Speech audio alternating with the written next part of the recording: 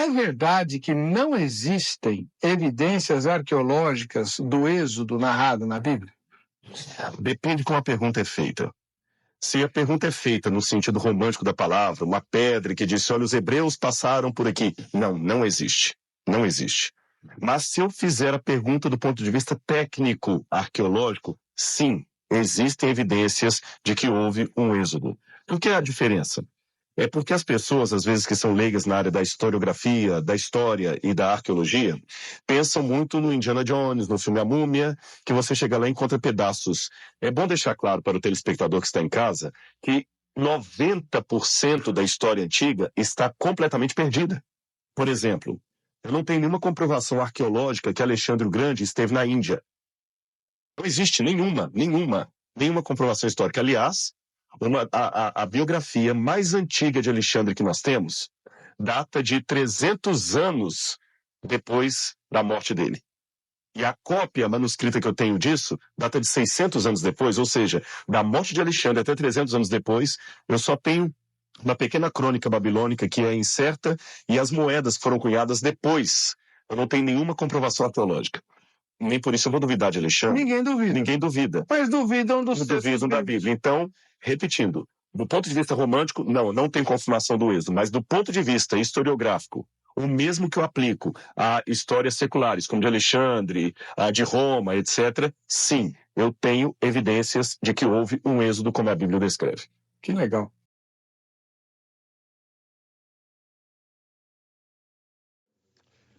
Paz e graça para você ligado nessa emissora. Estamos começando o seu programa de reflexão, entrevistas e debates de todas as noites.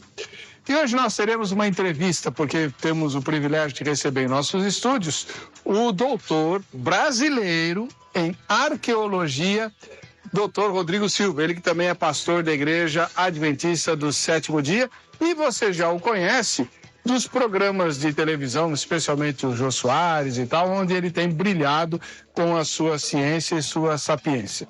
Hoje nós teremos o privilégio de entender o que a ciência da arqueologia tem a dizer a respeito das afirmações e das histórias que a Bíblia traz.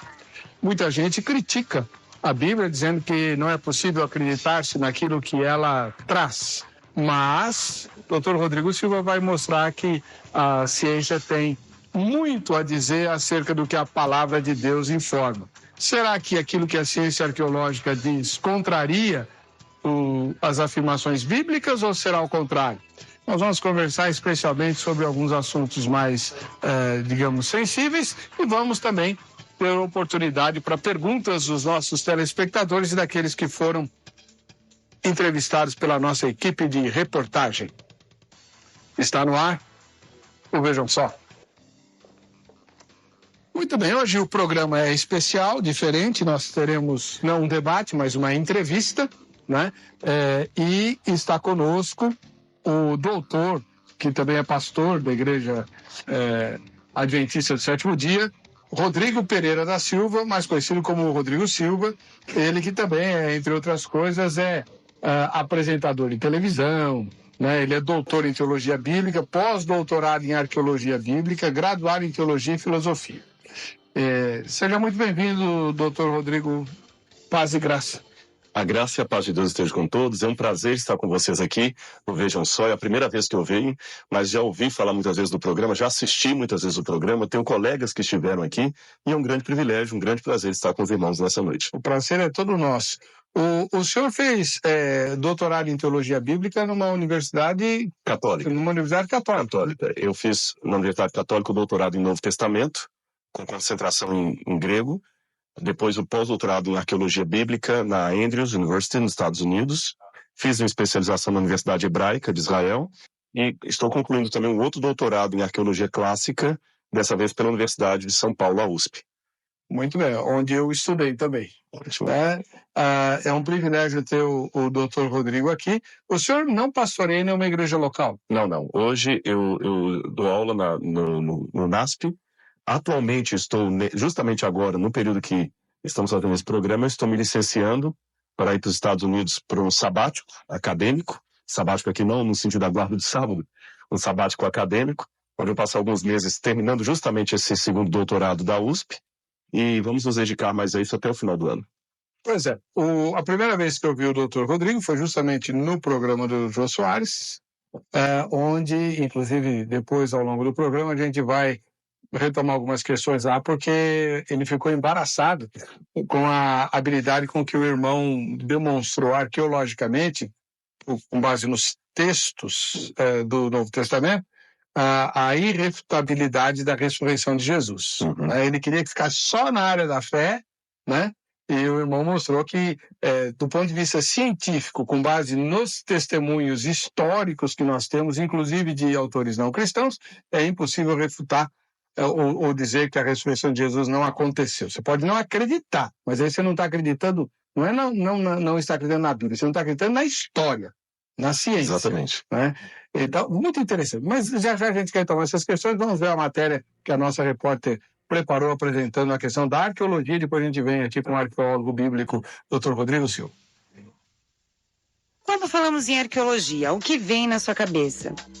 De repente, um sujeito que passa os dias abrindo buracos no chão, peneirando a terra e limpando as pedras com um pincel bem fino para tentar achar no meio de um monte de poeira uma preciosidade que ajude a montar o quebra-cabeça do passado humano.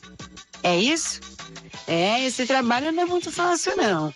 É mais ou menos como navegar na internet. O trabalho consiste em separar os 99% de joio e 1% de trigo. Os exploradores de hoje são bem diferentes daqueles que escreveram a história da arqueologia até a primeira metade do século XX. Agora eles têm outro foco. Em vez de poderosos governantes, cidades perdidas, tesouros mesopotâmicos e tumbas faraônicas, estão bem mais preocupados com o estudo do dia a dia, do cotidiano de grandes civilizações da antiguidade. É claro que as descobertas extraordinárias ainda acontecem, e com uma frequência como nunca se viu. Mas raramente elas são acompanhadas de uma múmia cercada por objetos de ouro. A arqueologia é conhecida como uma ciência. O conhecimento neste campo se obtém pela observação e estudos sistemáticos. E os fatos descobertos são avaliados e classificados num conjunto organizado de informações. E saiba que a arqueologia também nos ajuda a entender a Bíblia, de modo que ela revela como era a vida nos tempos bíblicos.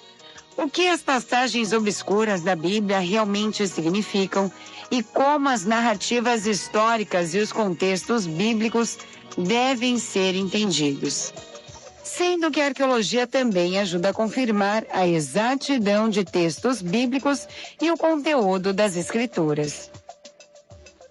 Como história nunca é demais, vamos ouvir agora o pastor e doutor em arqueologia, Rodrigo Silva, que vai nos contar um pouco sobre seu trabalho e, claro, algumas curiosidades do tempo de Cristo. Agora, no programa Vejam Só. Muito bem. Pastor Dr. Rodrigo Silva, muito obrigado por ter vindo ao programa, atendendo ao nosso convite. O senhor estava fora, no exterior, quando nós o contratamos, né? E já tá viajando de novo. Está viajando, saio domingo agora dos Estados Unidos, só volto em dezembro agora para o Brasil. Deixa eu fazer de cara uma pergunta para o senhor, que tem incomodado muita gente, muitos cristãos, né? Antes do senhor mostrar os objetos que o irmão trouxe, é verdade que não existem evidências arqueológicas do êxodo narrado na Bíblia? Depende como a pergunta é feita. Se a pergunta é feita no sentido romântico da palavra, uma pedra que disse, olha, os hebreus passaram por aqui. Não existe. Não existe. Mas se eu fizer a pergunta do ponto de vista técnico, arqueológico, sim, existem evidências de que houve um êxodo. Por que a diferença? É porque as pessoas, às vezes, que são leigas na área da historiografia, da história e da arqueologia, pensam muito no Indiana Jones, no filme A Múmia, que você chega lá e encontra pedaços. É bom deixar claro para o telespectador que está em casa que 90% da história antiga está completamente perdida. Por exemplo, eu não tenho nenhuma comprovação arqueológica que Alexandre o Grande esteve na Índia. Não existe nenhuma comprovação histórica. Aliás, a biografia mais antiga de Alexandre que nós temos data de 300 anos depois da morte dele. E a cópia manuscrita que eu tenho disso data de 600 anos depois, ou seja, da morte de Alexandre até 300 anos depois, eu só tenho uma pequena crônica babilônica que é incerta e as moedas foram cunhadas depois. Eu não tenho nenhuma comprovação arqueológica.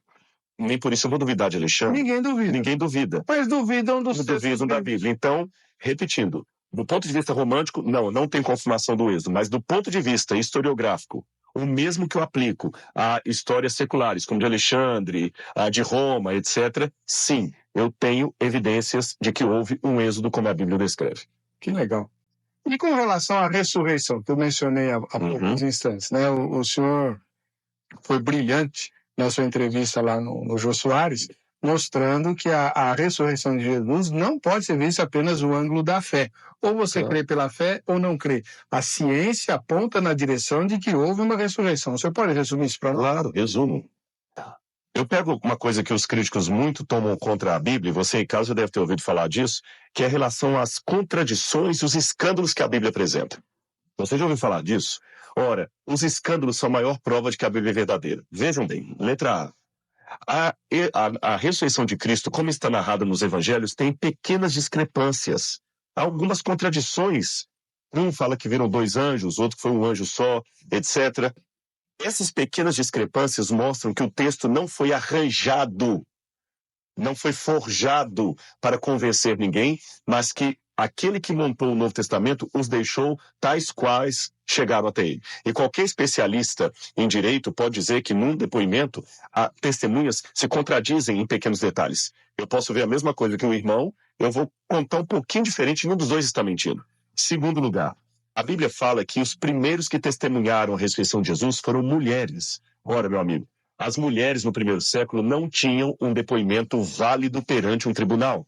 Se os evangelistas quisessem forjar uma história da ressurreição, jamais colocariam mulheres como sendo as primeiras a verem o ressuscitado. Terceira evidência que nós temos a respeito da ressurreição de Cristo. Aquela doutrina da ressurreição seria a pior coisa que os discípulos poderiam criar para tirar a vergonha da cruz. Deixa eu explicar rapidamente esse último ponto, que talvez é o mais importante deles. Acontece o seguinte: Jesus morreu crucificado. Disto, até os mais acirrados céticos não põem dúvida. Tá certo? Pode perguntar a qualquer ateu. Jesus morreu crucificado. Até os mais acirrados críticos da Bíblia acreditam. Ele morreu crucificado. E a crítica é, como ele morreu crucificado, era uma vergonha para o cristianismo isto.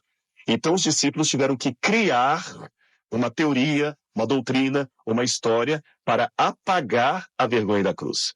E quais as opções que eles teriam para criar essa doutrina? Eles podiam, por exemplo, falar da metempsicose, que a alma sai de um corpo e entra no outro. Se eles fizessem isso, teriam consigo, evidentemente, os discípulos de muitos gregos aceitariam isso, muitos gregos. Pitágoras, os pitagóricos, acreditavam que a alma saía de um corpo e entrava no outro. Eles podiam também defender a imortalidade da alma, que a alma de Jesus simplesmente saiu e foi para o paraíso, para o Eon e acabou. Eles ganhariam os platônicos. Eles podiam também defender a reencarnação, que Cristo reencarnou em alguma outra pessoa. Eles ganhariam principalmente aqueles da área da Pérsia. Ou eles podiam dizer que Jesus simplesmente morreu e acabou, não teve mais nada, ganhariam os pitagóricos.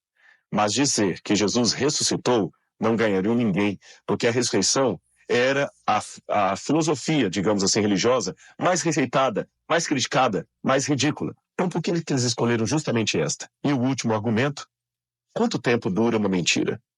Se eles sabiam que Jesus não ressuscitou e tiveram coragem de morrer posteriormente por causa daquele fato, ou eles eram loucos ou realmente acreditaram que algo de fato aconteceu. Poderia dar outros argumentos, mas esses são alguns elementos que apontam que aquela história é muito estranha para ser apenas um caso fictício ou um relato montado. E ainda no âmbito da ciência, né, da investigação do passado, existem documentos fora da Bíblia que atestam a ressurreição de Jesus? Sim, sim. Nós temos Flávio Josefo, tem o testemunho flaviano, que alguns colocam em dúvida. Esse testemunho é tão interessante que alguns chegam a dizer, não, Flávio Josefo não escreveu isso. O curioso é que dos manuscritos de Flávio Josefo que nós temos, todos contêm esse trecho, inclusive uma cópia em árabe feita por muçulmanos que não teriam nem interesse na ressurreição de Jesus. Existe, é claro, nesse texto apenas uma ou outra frase que é contraditado do ponto de vista da crítica textual. Mas, no seu todo, ele é um documento coerente. Ele diz assim: por esse tempo surgiu Jesus, homem sábio, que fez grandes proezas. Muitos o seguiram e acreditaram. E ele foi crucificado por ordem dos nossos líderes.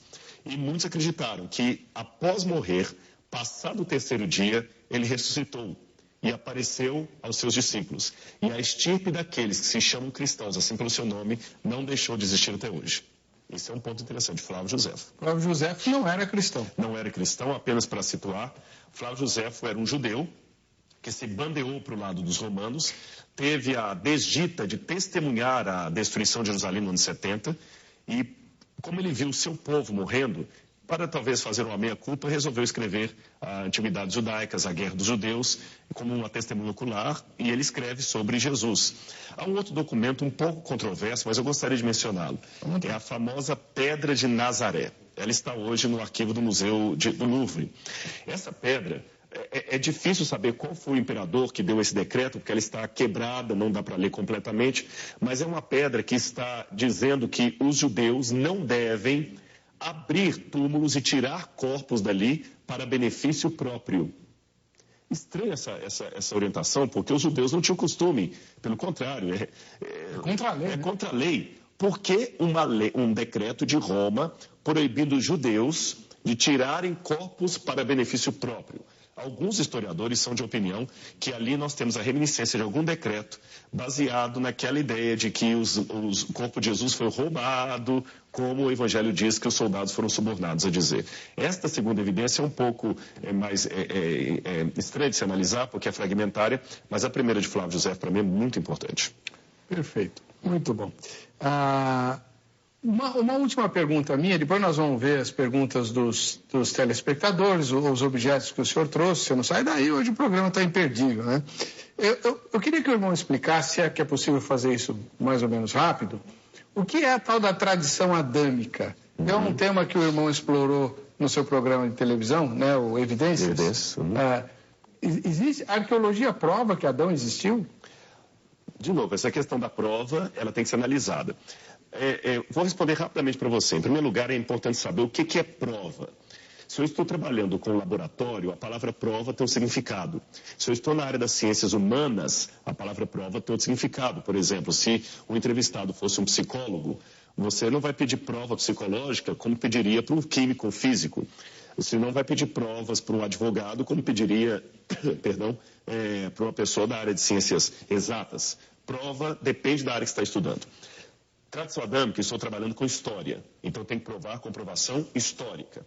A comprovação histórica não vai ser achar um DNA de Adão, que eu não tenho isto, uma fotografia dele, algo com a caligrafia dele, não é isto. Mas é interessante, analisemos. Se a história que a Bíblia apresenta no Gênesis, especialmente Gênesis 1 a 11, for uma história real, Adão estaria teoricamente no topo da genealogia de todos os povos, correto? Se Adão estiver no topo da genealogia de todos os povos, é inevitável que quando eu volto no passado, nas primeiras formas de escritas que esses povos deixaram, haja alguma reminiscência àquele ancestral comum. Isso é a lógica que diz. Com essa teoria, agora eu vou em campo. Eu começo a procurar os berços da humanidade quando a escrita foi produzida na Suméria.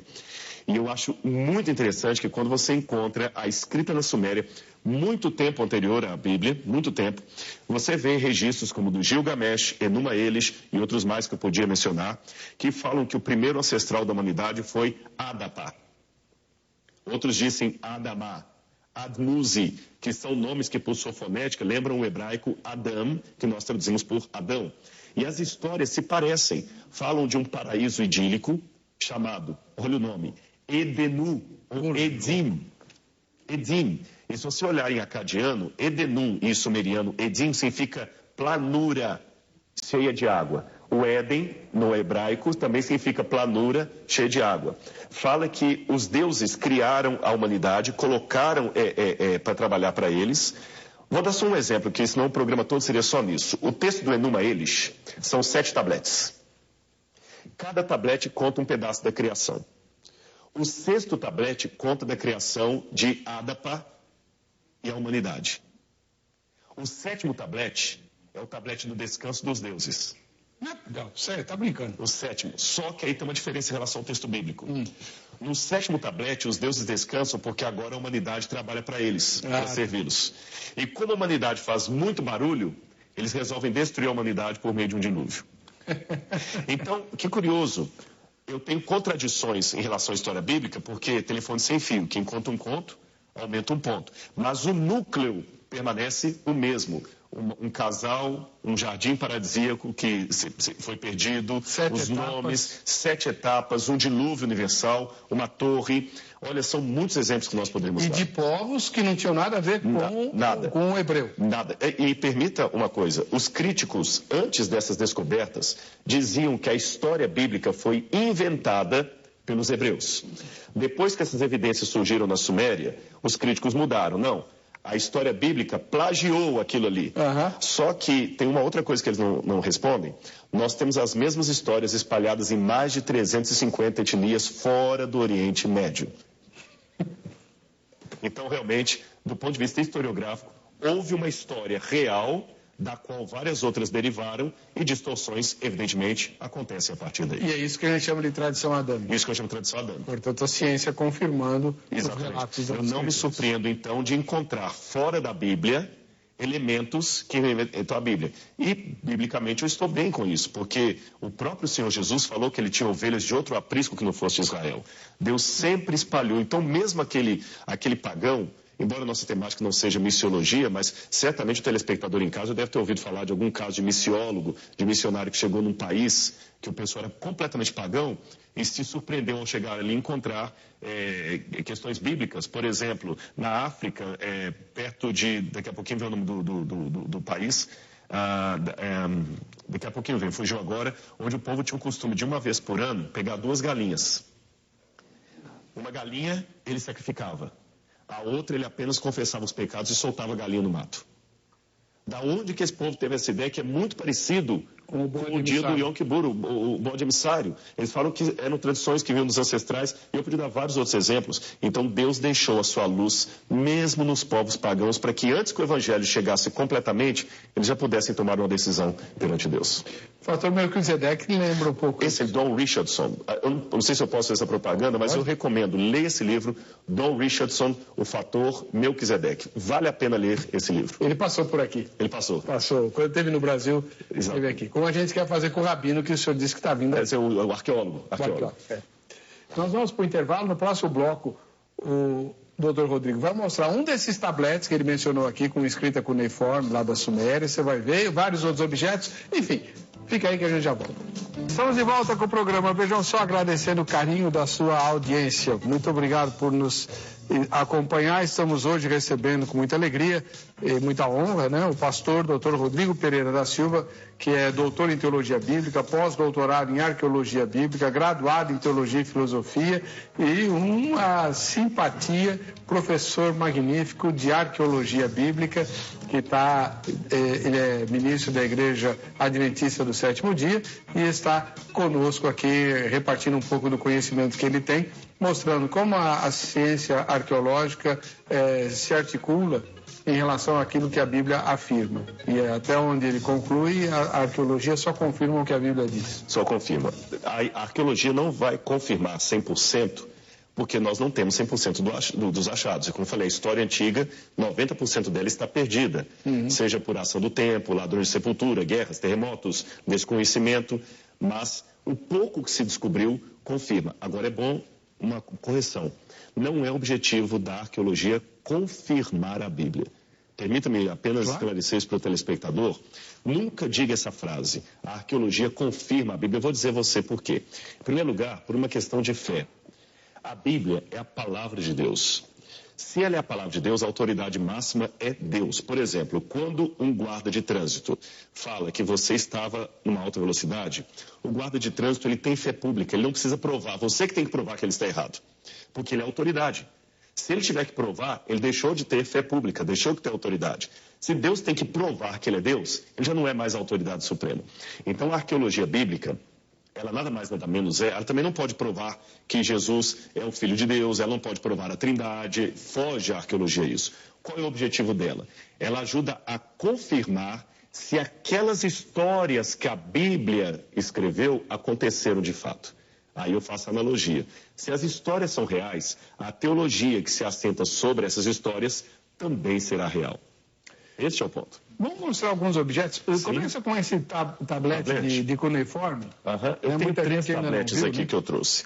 Este aqui que vocês estão vendo na mão, vou mostrar para essa câmera aqui, é uma das mais antigas formas de escrita que nós temos na humanidade, assim que eles escreviam. Abraão aprendeu a escrever dessa maneira em Ur dos Caldeus. Está vendo? Este aqui é um recibo da venda de uma vaca que foi doado o dinheiro para o templo em Nippur. Por que eles guardavam o recibo disso? Isso aqui país? Isso aqui hoje seria o Iraque. Né? Nippur seria no passado a Mesopotâmia. Tá? Da Suméria, de Abraão mesmo. Perto de Ur, Erech, aquela região ali. Se você quer situar hoje no mapa, você pode ir ali mais ou menos o Iraque, Irã, tá certo? Aquela região ali. Por que eles guardavam esse tipo de recibo? Isso é barro? Isso é barro. Por que eles guardavam esse tipo de recibo? Agora, curiosidade. Abatimento de imposto de renda. Já existia isso? Já existia naquela época. Esse aqui... Isso é nota fiscal paulista? Nota fiscal paulista. Já havia na época, viu? Já havia batia. Porque o que você doava no templo, você não pagava imposto. Então, eles guardavam o recibo. Este outro aqui é um documento médico, tá certo? Ele mostra como é que as cirurgias deviam ser prescritas, medicamentos, as receitas eram com letra ilegível naquela época. Exatamente, desse jeito. Agora, interessante, eu tenho no nosso museu lá, uma outra cópia. O senhor sabe ler isso daí? Esse não, ele é acadiano. Qual a diferença do acadiano? Aqui está em sumeriano. O acadiano e o sumeriano são escritos com os mesmos caracteres, mas são línguas diferentes. É como, por exemplo, o alemão e o português. Você usa as mesmas letras, mas são línguas diferentes. O acadiano, que eu consegui ler o acadiano e hieróglifos. Pois não. O acadiano e o hieróglifo. O acadiano era dito na época de Daniel. O sumeriano na época de Abraão. Agora, preste atenção, você que está em casa. Você nota que alguém pegou uma cunha e foi fazendo as letras aqui, estão vendo? Sim. Que na verdade são sílabas, é uma língua silábica. Como ele usava cunhas para fazer isso, esse tipo de escrita recebeu o nome de escrita cuneiforme. Então, cuneiforme não é um idioma, não é uma língua. Cuneiforme é o estilo da escrita que era feita com cunhas ainda na argila. E é a mais antiga escrita que se tem notícia. A mais antiga, 2.500, 2.300 a.C. Tem um tablete muito parecido com esse, por exemplo, que é o código de Eshnuna. Eles também escreviam os códigos, as leis, em pedra. Olha como é que ele me ajuda a entender o comportamento, o costume bíblico. Que, aliás, esse é outro objetivo da arqueologia. Ela ajuda você a entender culturas e costumes bíblicos. Posso dar um exemplo? Claro. Num código desse tamanho, chamado Eshnuna, aliás, uma curiosidade, os 10 mandamentos poderiam ser 2 pedras desse tamanho. Opa! A gente imagina aquele filme, Moisés carregando aquela coisa lá com quase 80 anos, 10 mandamentos. E por que Deus fez na pedra? Justamente eles tinham esse costume da preservação. Podiam ser 2 pedrinhas desse tamanho, os 10 mandamentos. Nesse código de Eshnuna é dito o seguinte: se eu tiver uma propriedade e lhe vender a propriedade, hoje eu ganho uma escritura, um papel. Naquela época eu ganharia um ídolo. E cada propriedade tinha um ídolo típico daquela propriedade. Então havia milhares de ídolos, cada ídolo de uma propriedade diferente. Nós temos no Museu do NASP, daqui a pouquinho vamos falar do Museu do NASP, alguns ídolos originais. Os irmãos só não se assustem, que alguns vão lá e falam assim: puxa vida, mas a gente aprende na igreja a fugir dos ídolos, chega no NASP, está cheio de ídolos. Mas é um museu. É um museu, né? É um museu arqueológico. Então, se eu tenho um ídolo daquele, eu guardo com muito carinho ou escondo na terra. Por quê? Numa demanda judicial, o juiz perguntará: quem tem o ídolo? Eu. Então você é o dono da terra. Se quem tem posse do ídolo é o dono da terra, esse tipo de ídolo é chamado de terafim, nós entendemos um episódio bíblico.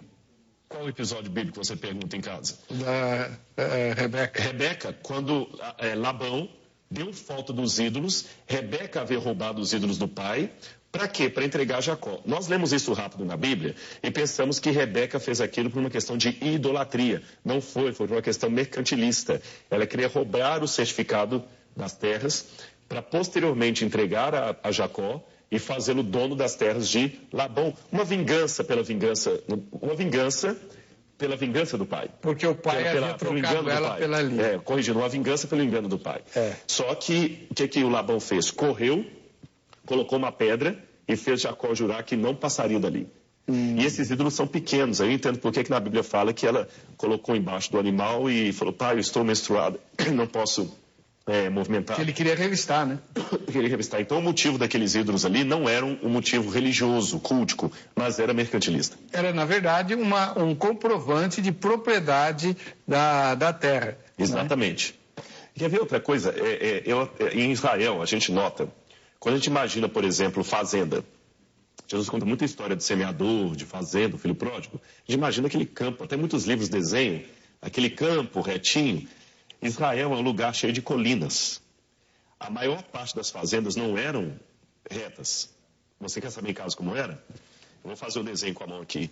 Eram assim, como se fossem pequenas escadas.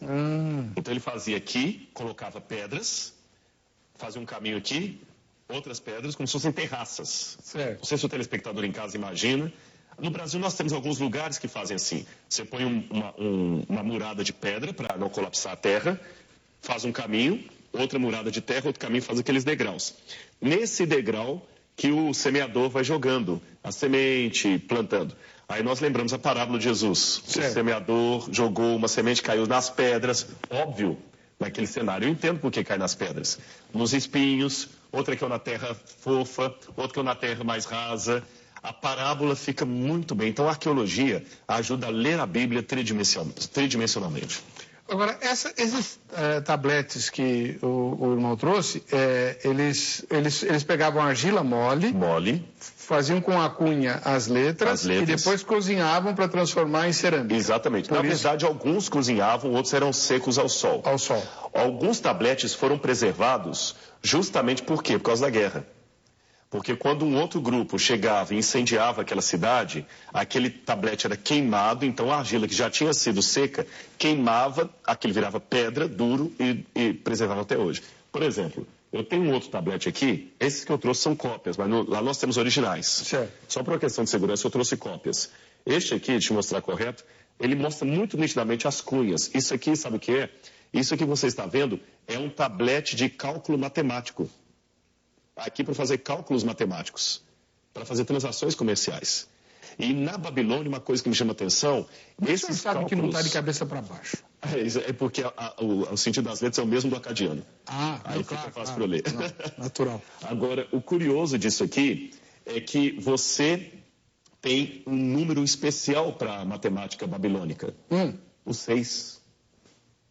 O 6 era um número sagrado para eles, era o número do panteão divino. A medida da estátua, da imagem que Nabucodonosor ergue, são 60 côvados por 6.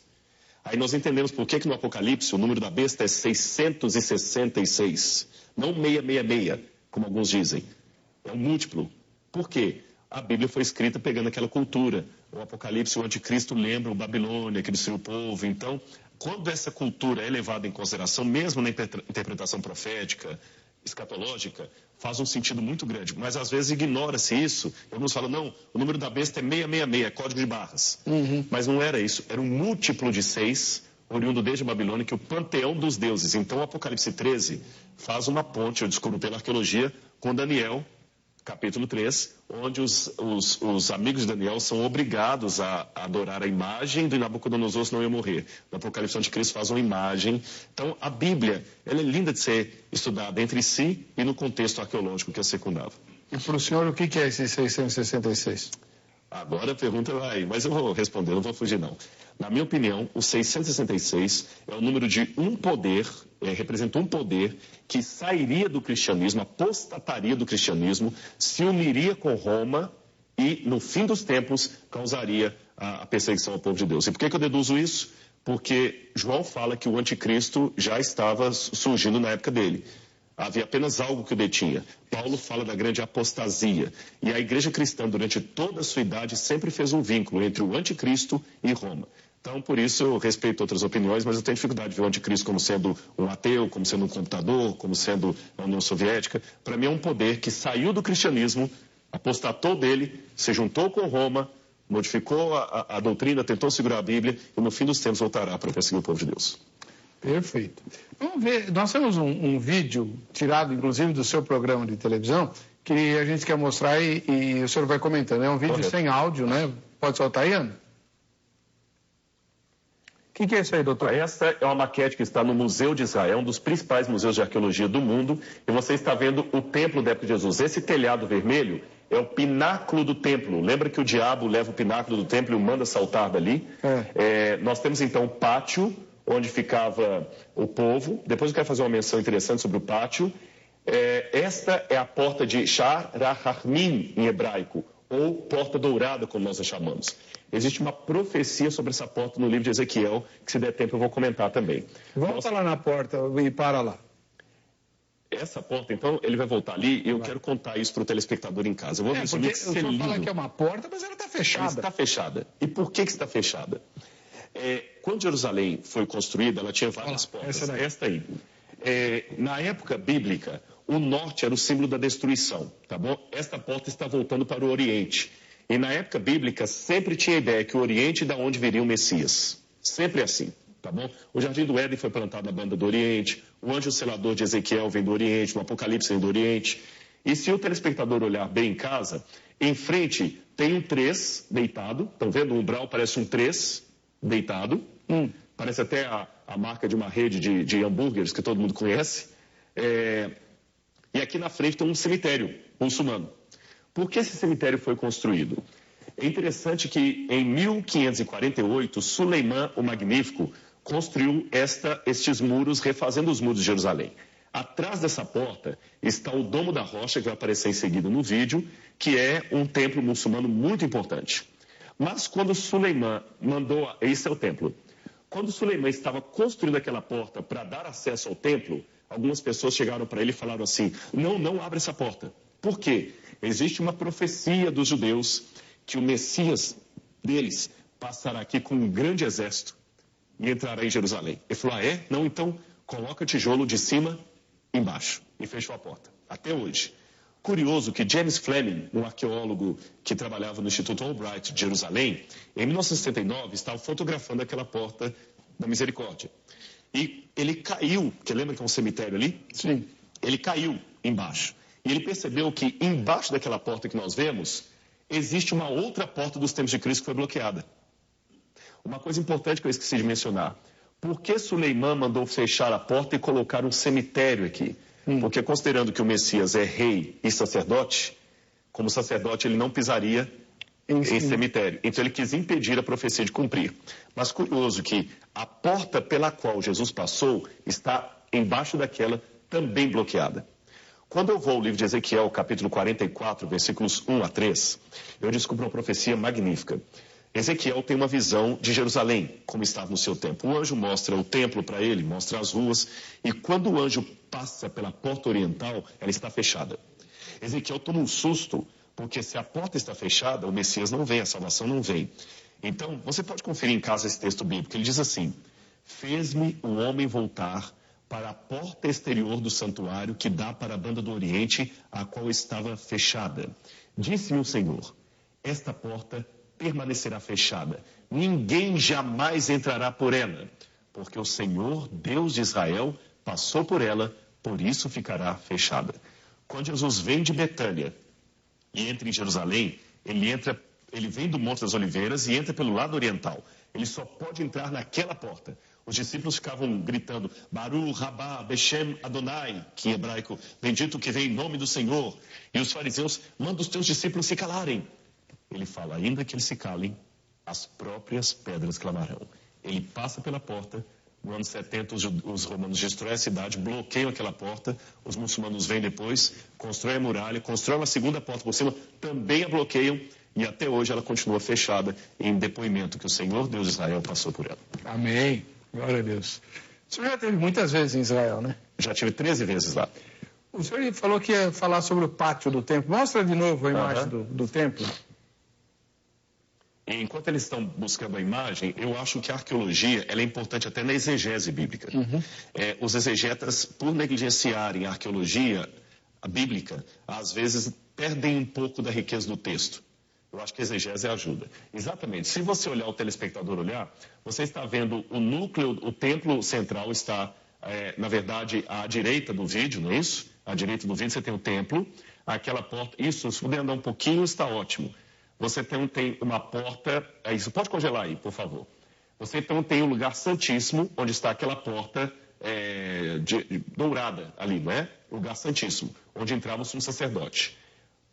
E onde ficava a arca antigamente. A arca, exatamente. Na época do Novo Testamento, a arca tinha desaparecido. Certo.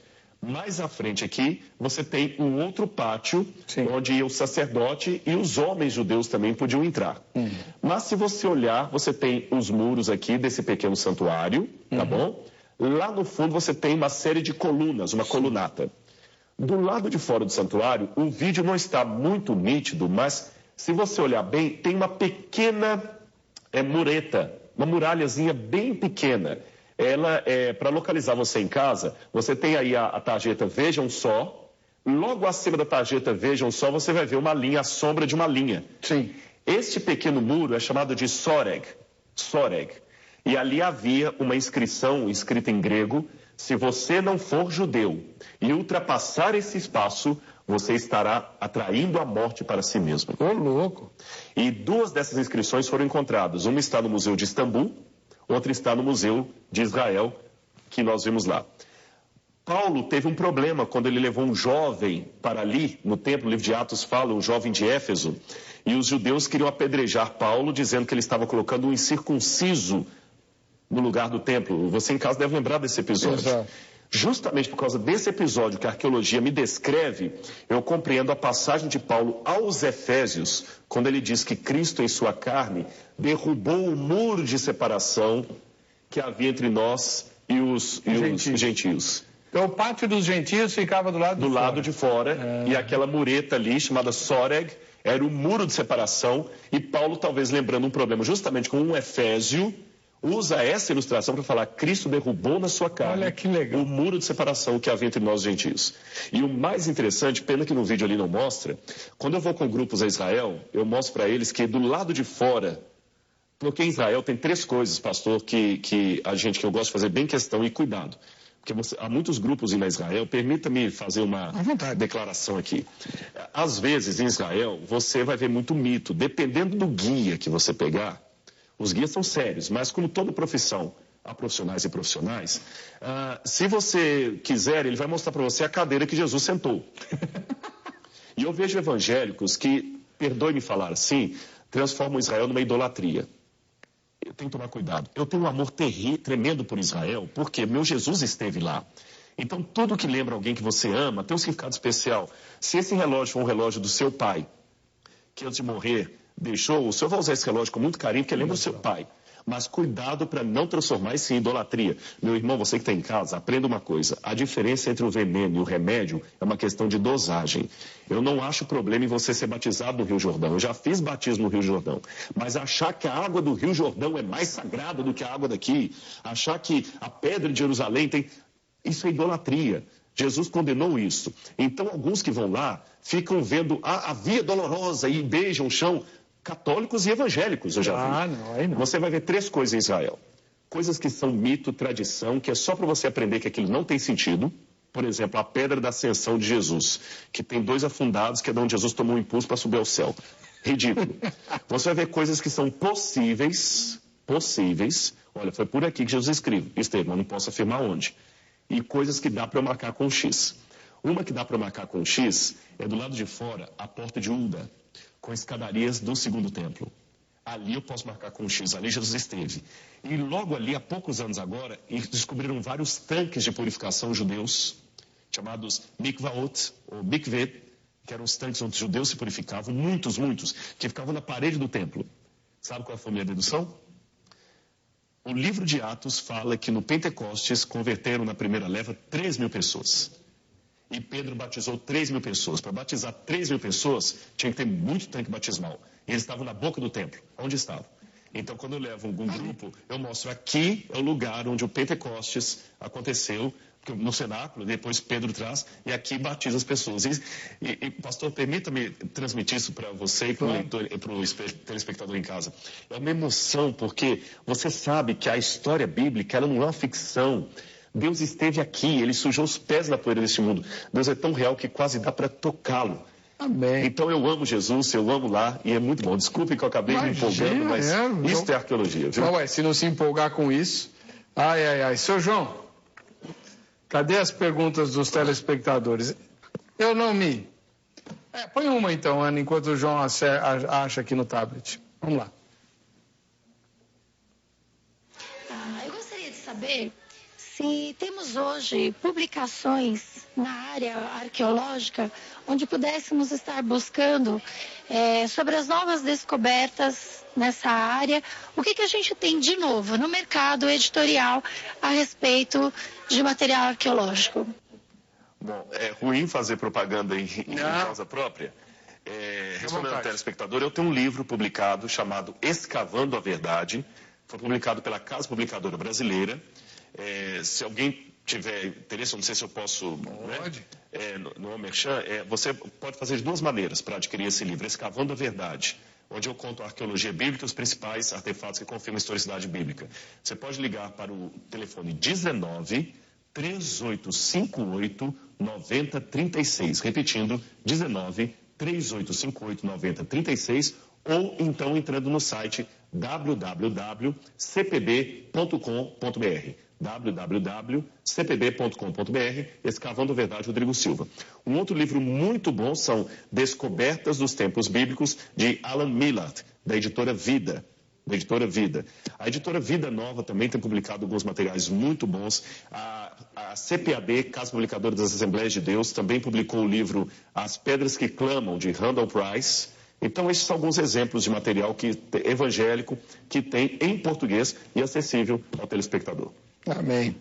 Tem uma pergunta aqui, com certeza de alguém que já esteve em Jerusalém. Ele chama-se Adão, mora em São Paulo. Em Israel existem 2 santos sepulcros. Gostaria de saber do arqueólogo qual deles é o verdadeiro e qual deles foi construído primeiro. Isso é possível? É impossível. Nós não sabemos, Adão. Quando falou um Adão que teve em Jerusalém, eu falei que eu sou o Adão que teve no Éden, né? Pois é. Adão, nós não sabemos com certeza aonde era o lugar que Jesus foi crucificado. Deixe-me aproveitar o ensejo da sua pergunta apenas para esclarecer um outro erro. Não existe Monte Calvário. Se você olhar bem no Evangelho, em nenhum lugar a Bíblia fala o Monte Calvário, o lugar da caveira. A tradição Monte Calvário, quem criou foi Cirilo de Jerusalém, no V século, que ao fazer uma homilia, resolveu falar do Monte Sinai, onde foram dados os 10 mandamentos, e o lugar onde Cristo morreu. Então falou Monte Sinai, Monte Calvário. E este erro acabou ficando, como, por exemplo, até hoje também, nós chamamos os nativos da América de índios. Mas isso é um erro pentencinário, porque Colombo pensou ter chegado às Índias, mas nem por isso vamos mudar. Fique tranquilo, na Igreja Adventista, nós temos um hino muito bonito que canta Monte, Monte do Calvário. Continua cantando, não é heresia, tá certo? Só que você saiba que, no máximo, poderia ser uma colina pequena. Os romanos não crucificavam pessoas em cima de montanhas. É uma tradição. Na Bíblia não fala Monte Calvário. E qual era esse local da caveira? Nós não sabemos. E talvez até por uma providência divina. Os cristãos primitivos não estavam muito preocupados com essas peregrinações que eu falei de tendência idolátrica. Por isso que eles não preocuparam em ficar marcando aqui Jesus sentou, aqui Jesus esteve, até para talvez não virar uma romaria para lá. Uhum. Hoje, há 2 principais lugares que as pessoas pensam que poderia ser o Calvário. O mais antigo, já que você perguntou qual foi construído primeiro, o mais antigo é a Igreja do Santo Sepulcro, que fica dentro de Jerusalém, que foi construída por ordem de Helena, a mãe de Constantino, no IV século. Mas a tradição também é muito mística. Helena, com 70 anos, foi para Jerusalém com um grupo de homens, e Macário, que era um bispo que estava com ela, e Eusébio de Cesareia também conta um pedaço dessa história, diz que o Espírito Santo mostrava para Helena as coisas. Então acharam um fosso mal cheiroso, perto da antiga Hélia Capitolina, e lá havia 3 cruzes. Trouxeram a mulher doente, deitaram na primeira cruz, não aconteceu nada, na segunda não, na terceira acharam a cruz de Cristo. Pedaços dessa cruz estão por toda a parte. Hoje, com as cruzes de Cristo encontradas por aí, eu faço 4 arcas de Noé, com tanto pedaço de cruz de Cristo. Aliás, Lutero já ironizava que há tantos ossos de santos na Europa que só na Espanha você pode encontrar 15 dos 12 apóstolos. Então, não posso basear nisso. A única coisa que eu posso dizer é que realmente, aonde está a Igreja do Santo Sepulcro, havia túmulos da época de Jesus, e na época de Jesus, a Igreja do Santo Sepulcro ficava fora da cidade. O outro lugar é mais recente. No século XIX, o general Gordon estava em Jerusalém e olhou, perto da porta de Damasco, no lado oriental da cidade, uma pequena rocha que ele achou que parecia uma caveira. Hoje é um ponto de ônibus. Então, os anglicanos compraram ali a região e realmente ali tem um jardim, tem um túmulo. Então, deduziram que poderia ser o lugar da caveira de Jesus. Mas mesmo os que cuidam do jardim de Gordon, eles não afirmam que lá era o Calvário.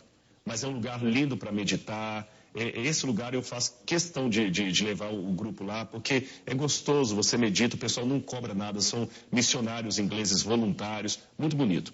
Agora, então, do ponto de vista arqueológico, eu não posso dizer para você se é o Calvário de Gordon, se é o Santo Sepulcro ou se não é nenhum dos dois. Mas uma coisa eu posso afirmar, ele morreu e ressuscitou. E isto é o que interessa à nossa fé, o túmulo está vazio. Agora, o Calvário de Gordon para meditação e relembrar a morte e a ressurreição de Jesus é um lugar espetacular.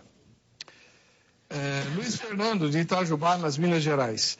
Conforme fora dito pelo Senhor Jesus em Lucas 19, que as pedras clamariam se as pessoas se calassem, pode-se dizer que descobertas arqueológicas têm feito, de alguma forma, esse papel evidenciado ao mundo, principalmente aqueles que negam a autenticidade da Bíblia em relação à criação do homem, sua história, a vida, a morte e ressurreição de Jesus?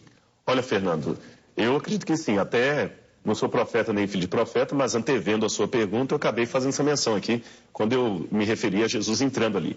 Do ponto de vista exegético, alguns exegetas pensam que quando Jesus falou assim, ainda que eles se calem, as próprias pedras clamarão, Jesus estaria se referindo aos gentios que pregariam a mensagem, caso os filhos se calassem, porque na tradição judaica havia diferença entre os filhos e as pedras.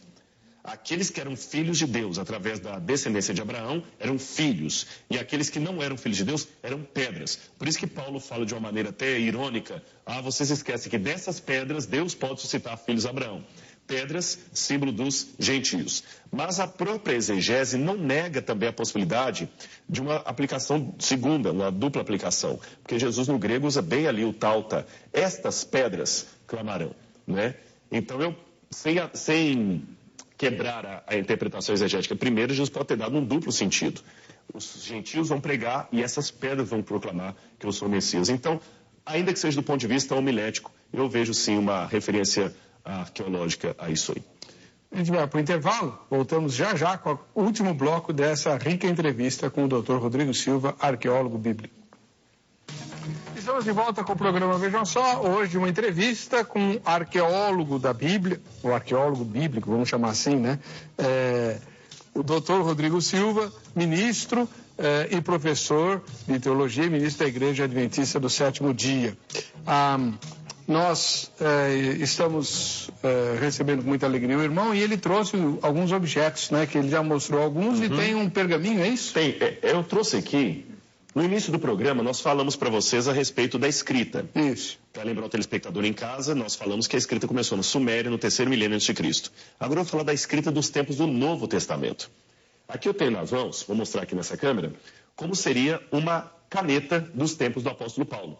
Você nota que, na verdade, era uma haste, como se fosse um pedaço de bambu, de cana, cortado aqui, bem simples. Mas isso que era tão simples, custava muito caro. Porque era muito fino ter isso aqui, e a tinta, que eu tenho também um pouquinho de tinta aqui, essa tinta, feita do mesmo tipo de tinta que era da época do apóstolo Paulo, vou virar aqui para vocês podem ver, ela era feita de fuligem das lamparinas, misturada com outros elementos. Então, telespectador, ter um pouquinho de tinta assim e uma caneta já era algo tremendamente caro. Além disso, para escrever, você tinha o papiro, que era produzido no Egito, caríssimo. Eu acabei esquecendo de trazer a folha de papiro. E você tinha o pergaminho. Eu tenho aqui uma folha de pergaminho, vou mostrar na câmera. Você vai ver que ele é bem duro. Porque o pergaminho era feito de pele de animal. É o couro, é o couro. Agora, esse pedaço de pergaminho que eu tenho aqui na mão, só esse pedaço aqui, custava uma média de 2 a 3 denários por dia. Um pedaço, perdão, deixa eu me corrigir. Esse pedaço de pergaminho podia custar de 2 a 3 denários. Às vezes podia 3 dias de trabalho. 3 dias de trabalho. Esse é o ponto. 3 dias de trabalho para ter uma folha de papel. Então não era todo mundo que tinha papel em casa. Hoje, se eu falar com o telespectador, pega um pedaço de papel aí, toma nota. Isso era impossível naquele tempo.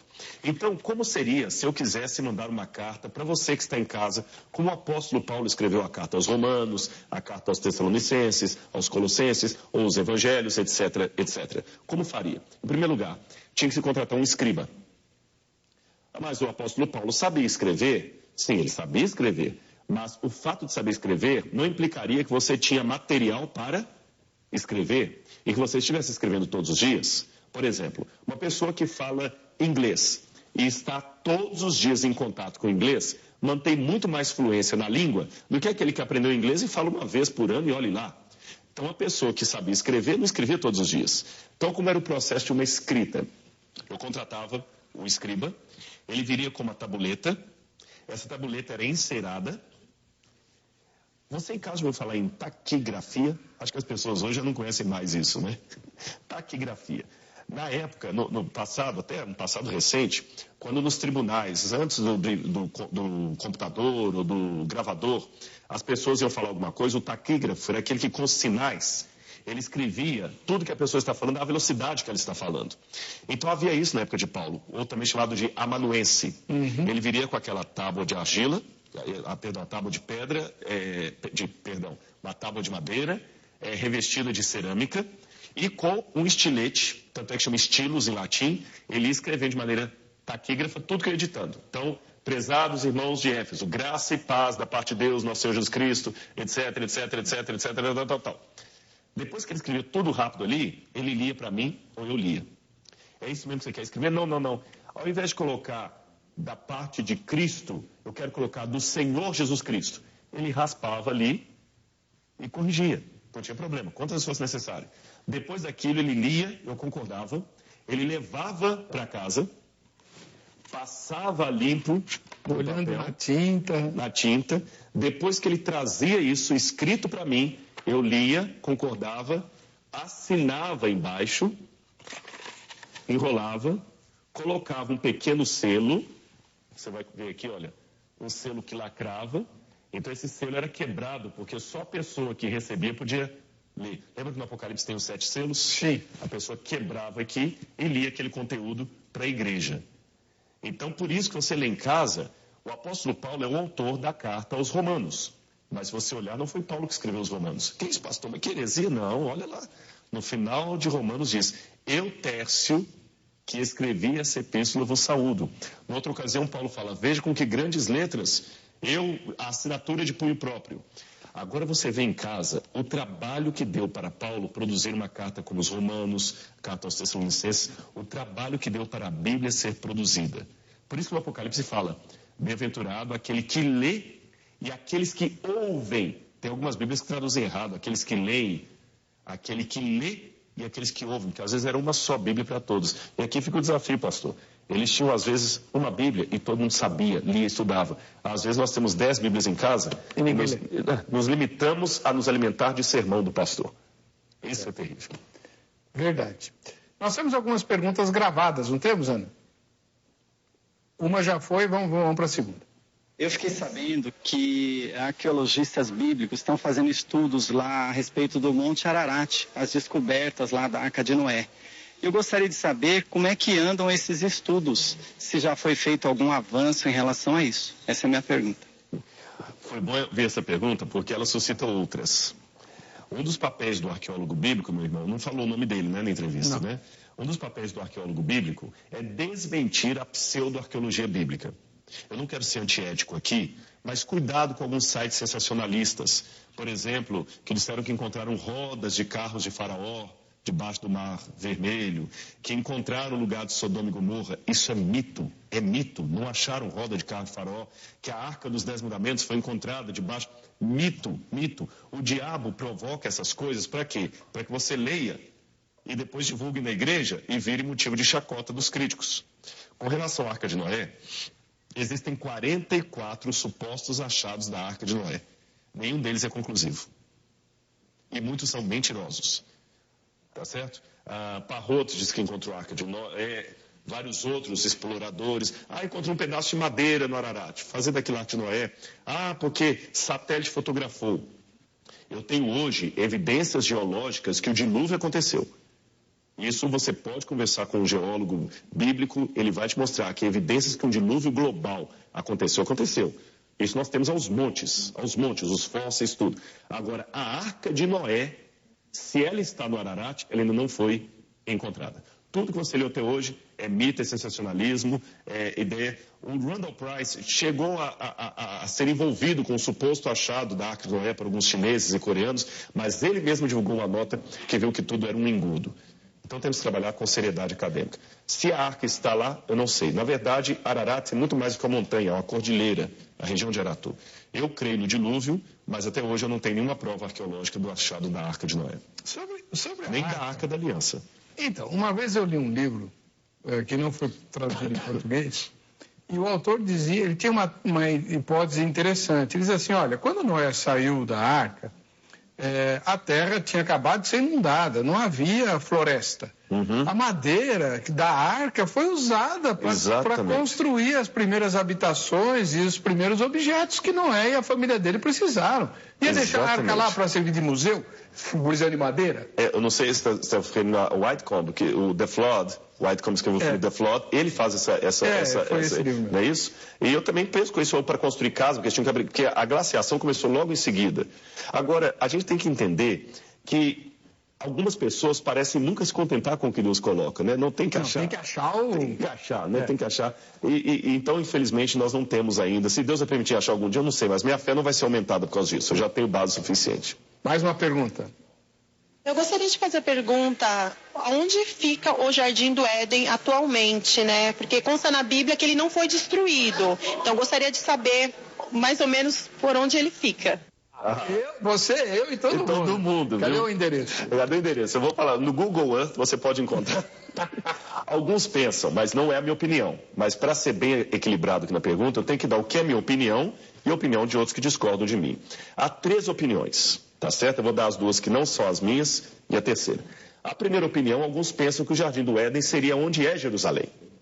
E fazem todo um cálculo ali que os rios, que a Jerusalém seria uma revelação que Deus deu a Abraão do antigo lugar do Jardim do Éden, que o rio Nilo seria o que sobrou de algum dos 4 rios ali, o rio Jordão seria outro, com mais o Tigre e o Eufrates em cima. O Joséfo vai nessa direção. Exatamente, o Joséfo vai. Mas eu acho muito romântico. Eu, particularmente, não tenho muito respeito quem pensa assim, mas eu não penso assim. A segunda hipótese é que alguns pensam que seria no Iraque. Teve um amigo meu que foi ao Iraque e falou assim, eu estive a poucos metros, porque tem o Tigre e o Eufrates.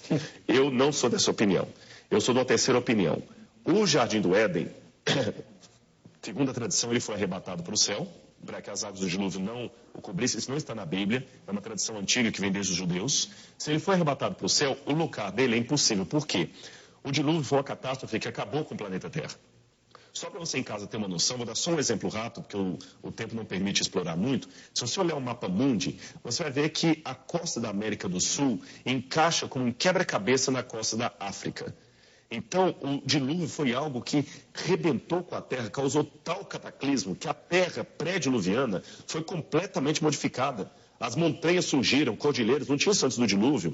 As cordilheiras, a própria Terra foi enrugada. Então, isso tudo não existia. Então, o lugar do Jardim do Éden desapareceu. Mas desapareceu e o rio Tigre e Eufrates que tem hoje lá no Iraque, na Síria? Simples, muito simples de entender. Nós temos aqui no Brasil a cidade de Novo Hamburgo, Nova Venécia, Nova Odessa, que são cidades que têm nomes a partir de quê? De cidades europeias que os imigrantes vieram para o Brasil, chegaram aqui e acabaram rebatizando a terra com nomes que remetiam à sua ancestralidade. Quando eu pego aquela história das inscrições cuneiformes que eu falo, que são várias, eles mencionam que eles eram descendentes do povo que veio da região de Dilmun. Dilmun significa Oriente. E que sobreviveram ao dilúvio. E que eram descendentes daqueles que saíram do paraíso dos deuses.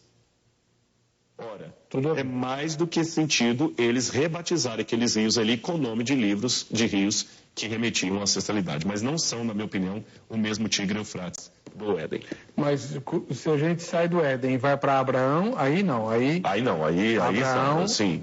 É no Tigre e Eufrates da nossa Mesopotâmia. E até é possível que Moisés tenha pego, aí eu vou dar um beneplácito para a segunda teoria, um beneplácito, mesmo não concordando com ela, que Moisés, como estava escrevendo aquilo ali, ele pode ter usado a geografia local para dar mais ou menos uma orientação, porque ele fala da terra de Avilá, etc, mas fala a região do Éden. Então, na verdade, o Éden não é o jardim. O Éden ficava na região, o jardim ficava na região do Éden. Então, o Éden é uma região que tinha um jardim. A gente fala jardim do Éden, mas olha direitinho na Bíblia. Deus plantou um jardim na banda do Éden, na banda do Oriente, na região do Éden. Então é mais do que um jardim. Maravilha. Nós estamos resgatando a imagem do pináculo do templo que o senhor sim, ótimo. Olha lá. Esse pináculo é muito interessante. É o telhado vermelho? É o telhado vermelho. Aí era o lugar onde funcionava o sinédrio. Do lado de cá, onde está a tarja, vejam só, ficava a porta dourada, a porta oriental pela qual Jesus passou. Que legal. Que eu fiz menção para vocês. Mais abaixo aqui, do lado, deixa eu me calcular aqui, do lado direito, vejam só, do lado de lá, ficaria a entrada dos pobres, a porta de Uda, que eu falei com vocês que tem escavações até hoje. E do outro lado ficaria a porta dos ricos e do sinédrio. Então é nesse sinédrio que se reuniam os sacerdotes, os anciãos do povo, os saduceus que cuidavam, e ali era o pináculo do templo. Provavelmente ali ficava, e isso foi descoberto pela arqueologia, um canto onde o trombeteiro tocava, anunciando as festas, o início do dia, o Shabat. E a Bíblia fala que o diabo transporta Jesus e o coloca no pináculo do templo. Existe uma tradição dos judeus que o Messias, quando viesse e repousasse o seu pé sobre o telhado do templo, moveria o mundo. O diabo então faz parecer Jesus cumprir uma profecia e fala, joga daqui abaixo. Está escrito, ele fala, não tentarás o Senhor teu Deus. Então ali é o possível lugar que eu acredito. E ali é bem alto, coisa de 15 ou 20 metros de altura. Se Jesus caísse mesmo, muita gente ia ver que ficava lotado de pessoas ali. Muito bem. O Emílio Lourenço de Carvalho, da capital do Rio de Janeiro, ele pergunta sobre, eu também tinha pensado nessa pergunta e havia esquecido. Talvez boa parte dos evangélicos e cristãos em geral, o que eles sabem de arqueologia e Bíblia é o que eles leram no clássico E a Bíblia Tinha Razão. Werner Keller. Que é um livro bem antigo, né? Acho que é dos anos 50. Anos 50, exatamente. Esse livro é atual, é superado, é ficção? É superado e eu, do ponto de vista teológico que eu sigo, eu tenho vários problemas com esse livro. Ele está desatualizado em muitas coisas. Do ponto de vista arqueológico, desatualizado em muitas coisas. Também do ponto de vista arqueológico, ele não é endossado pelos principais arqueólogos. E deixe-me falar uma coisa misturando arqueologia com teologia para responder isso. O telespectador deve saber, o programa Vejam Só é um programa bem eclético. Vocês trazem aqui teólogos conservadores, teólogos mais liberais, vocês trazem pessoas que têm uma confissão, tem até para promover um debate. A Igreja Adventista ela tem uma teologia mais conservadora. Eu acredito na inspiração da Bíblia, não na inspiração verbal, mas eu acredito na inspiração da Bíblia, que ela é a palavra de Deus, que ela tem um relato histórico real.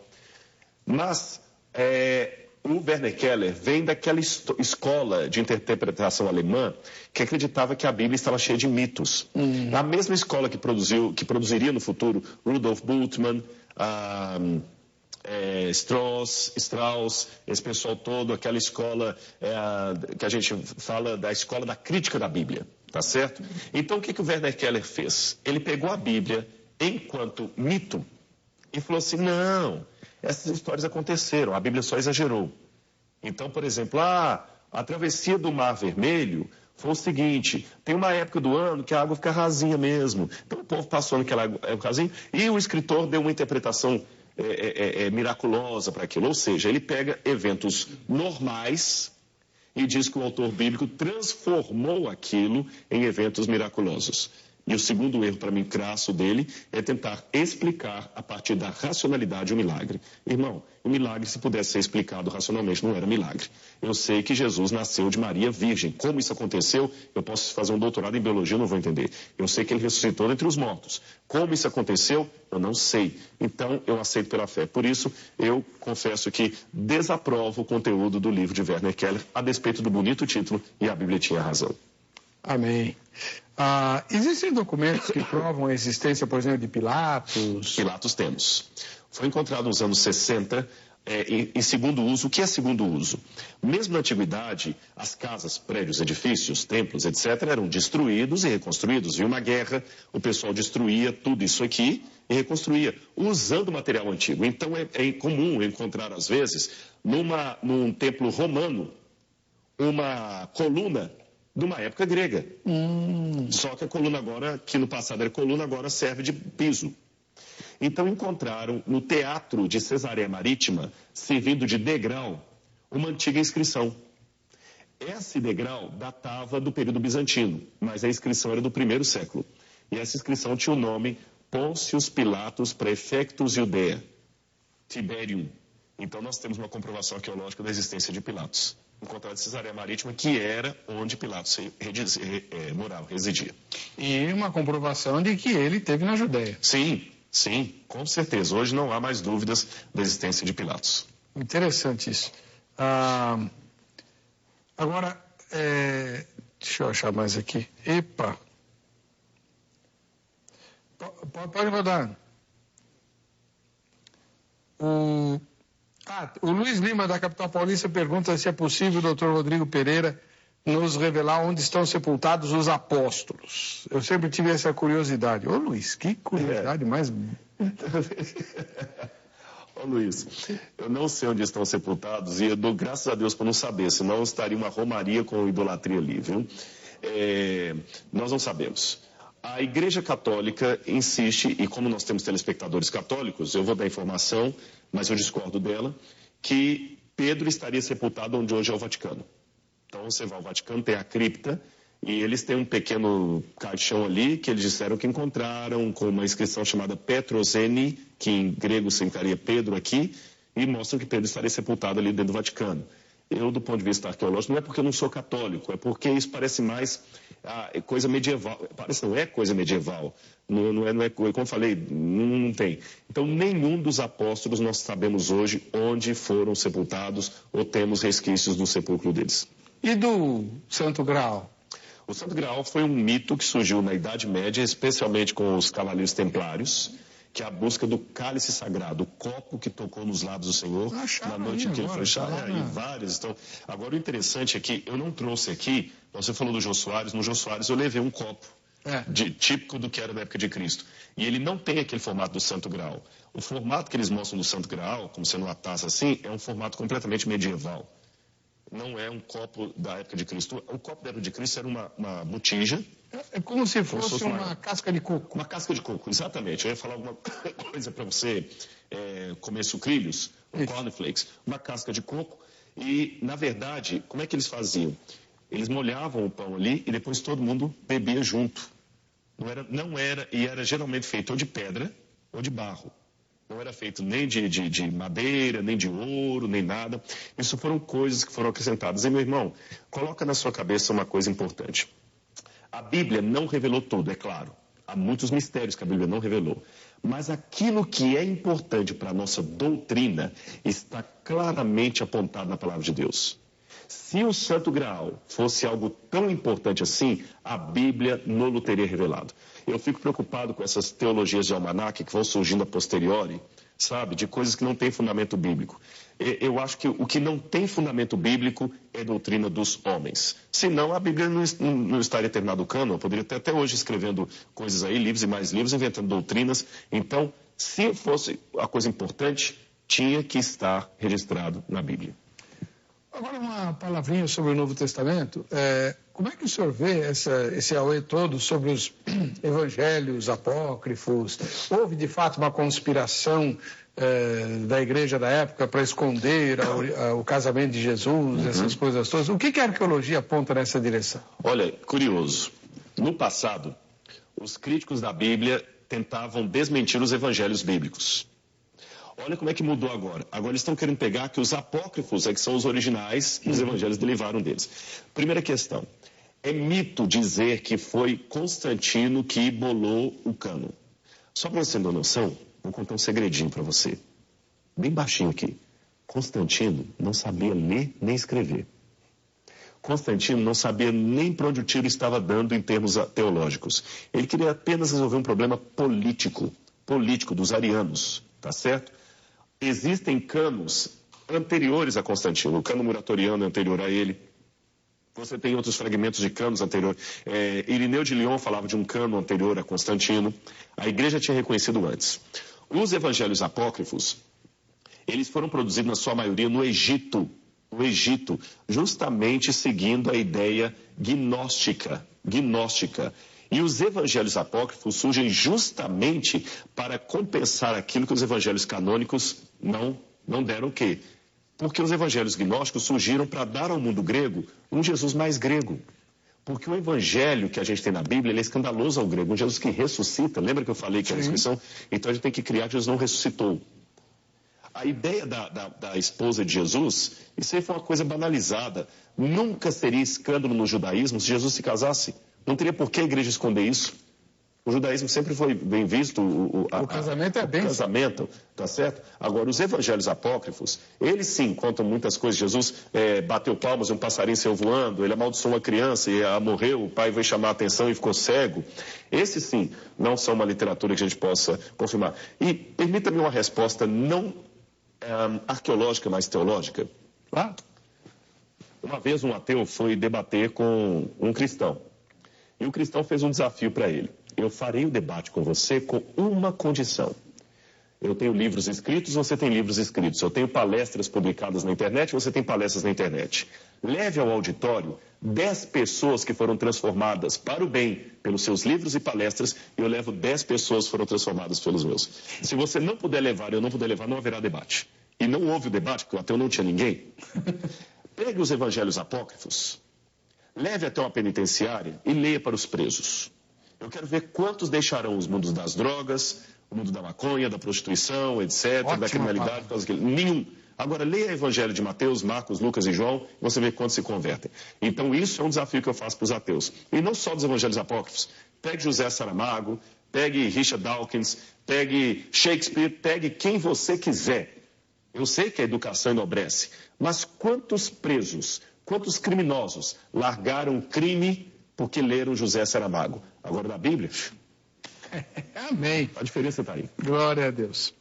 Bom, ontem eu falei que a gente ia começar um quadro, hoje eu vou fazer bem rapidinho, o Vejam Só, quem assiste ao Vejam Só, que é o seguinte, você está assistindo ao Vejam Só, você faz um selfie aí seu, com a sua família, do jeito que você quiser e põe no Facebook do programa, Facebook/programa Vejam Só, e a gente vai mostrar aqui um pouquinho cada dia e no fim do ano a gente vai sortear para dar um prêmio. Não vai dar para mostrar foto hoje? Ah, que maldade. Eu vou passar por mentiroso aqui, hein? Poxa vida. A culpa é minha, viu? Falei mais do que... Não é não. Olha, o contato, né, do doutor pastor Rodrigo Silva está no site vejamsó.com.br. Você vai lá na aba convidados e você tem o contato dele para fazer convites, né? Se quiser encaminhar alguma pergunta... que não seja o lugar onde os apóstolos estão sepultados, ou coisas do tipo, enfim. E eu queria aproveitar e agradecer mais uma vez a deferência do irmão abrir espaço na sua agenda. Um grande prazer. Né? Parabéns pelo trabalho, pelo programa Evidências. Qual é o horário que passa o programa? Na verdade, como eu estou me ausentando agora, até eu aviso ao telespectador, eu agradeço muito, mas o programa Evidências saiu do ar. Porque eu estava em Israel, estou indo agora para os Estados Unidos para terminar esse doutorado. Então, o programa Evidências não está mais na TV Novo Tempo, ele saiu da grade. Eu pensei que eles iam arrumar alguém para me substituir. Então, por tempo indeterminado, eu não farei o programa Evidências. Se a gente voltar no futuro, vocês vão ficar sabendo. Mas eu agradeço àqueles que nos acompanharam, viu? Vamos fazer o seguinte, vamos combinar quando o senhor voltar do período sabático. A gente volta aqui para o Vejam Só. Com certeza, vai ser um prazer estar entrevista para a gente comentar aqui algumas coisas aí. Inclusive, ficaram alguns assuntos de fora, como essa questão entre árabes e judeus. Sim. Como é que o irmão vê todas essas questões. Para você que fica com a gente, que fica com essa emissora, a paz e a graça de Jesus, até o próximo Vejam Só.